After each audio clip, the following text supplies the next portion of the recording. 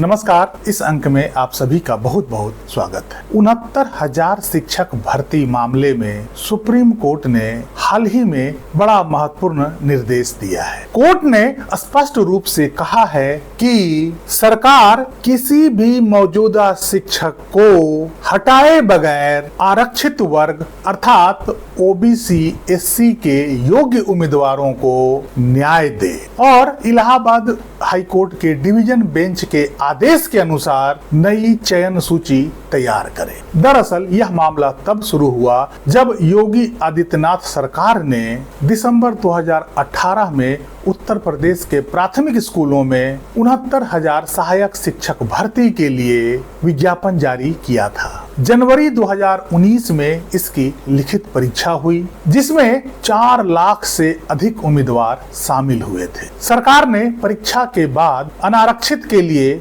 65% और आरक्षित वर्ग के लिए 60% पासिंग मार्क्स का कट ऑफ तय किया।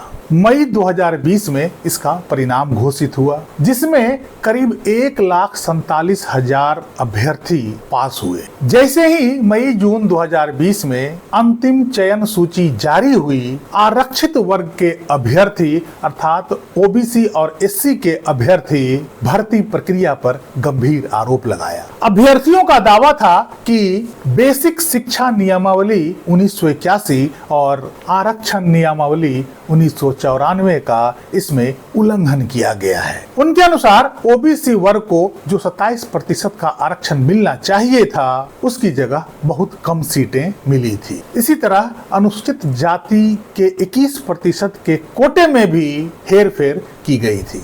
आरक्षित वर्ग के अभ्यर्थियों का आरोप है कि 19,000 सीटों पर आरक्षण के नियमों को ताक पर रखकर सामान्य वर्ग के उम्मीदवारों को फायदा पहुंचाया गया, जिसके कारण योग्य आरक्षित अभ्यर्थी नौकरी से वंचित रह गया। इतने सारे विवाद और भारी प्रदर्शनों के बाद उत्तर प्रदेश सरकार ने जनवरी 2022 में अपनी गलती मानते हुए ओबीसी और एससी उम्मीदवारों के लिए 6800 अतिरिक्त पदों की एक नई सूची जारी की। लेकिन इस सूची को सामान्य वर्ग के अभ्यर्थियों द्वारा इलाहाबाद हाई कोर्ट में चुनौती दिया गया, क्योंकि कुल विज्ञापित पद 69,000 ही थे और वे बिना अतिरिक्त विज्ञापनों के सीटें बढ़ाए जाने का विरोध कर रहे थे। यह मामला जब इलाहाबाद हाई कोर्ट के लखनऊ बेंच में गया तो कोर्ट ने दोनों पक्षों को सुनने के बाद एक बड़ा फैसला सुनाया। कोर्ट ने जून 2020 की मूल चयन सूची